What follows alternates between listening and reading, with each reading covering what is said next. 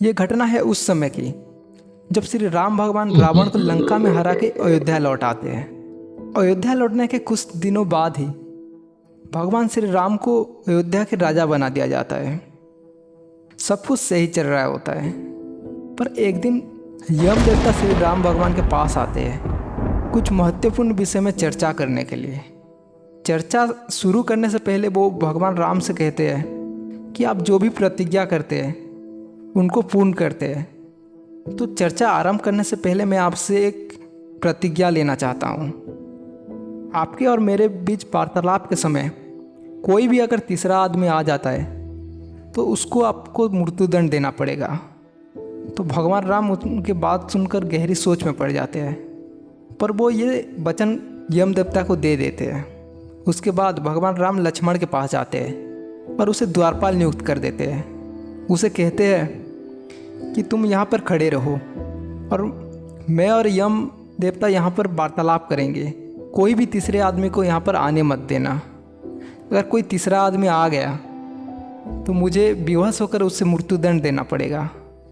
तो भगवान लक्ष्मण उनके बात सुनते हैं और वो द्वारपाल का भूमिका निभाने के लिए रास्ते में खड़े हो जाते हैं और किसी को भी अंदर जाने के लिए वो रोकते हैं। उस समय महर्षि दुर्वासा का वहाँ पे आगमन होता है।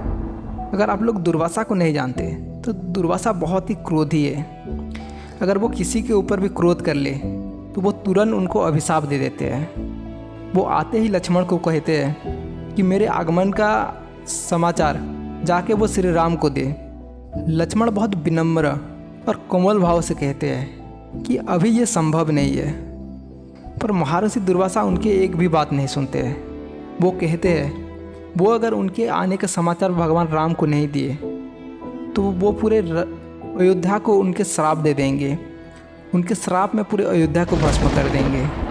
तो लक्ष्मण तुरंत ही समझ जाते हैं कि दुर्वासा तो मानने वाले नहीं है। लक्ष्मण को ये भी समझ में आ जाता है कि वो तुरंत अगर महर्षि दुर्वासा के समाचार नहीं दिए तो महर्षि दुर्वासा क्रोधित होकर पूरे अयोध्या को भस्म कर देंगे।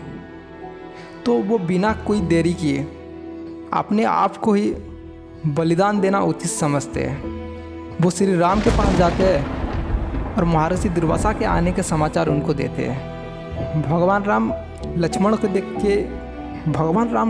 देख के बहुत ही परेशानी में आ जाते हैं। वो शीघ्र ही अपने वार्तालाप यम देवता के साथ ख़त्म करके अतिथि सेवा के लिए ऋषि दुर्वासा के पास जाते हैं और उनको पूरे सम्मान के साथ उनके बहुत अच्छे से खातिरदारी करते हैं और उनका बहुत ख्याल रखते हैं। पर अभी भगवान श्री राम बहुत बड़ी दुविधा में पड़ गए थे। वो अपने भाई को मृत्युदंड कैसे दे सकते हैं, पर अगर वो मृत्युदंड नहीं दिए तो यम देवता को दिया हुआ वचन उनका टूट जाएगा।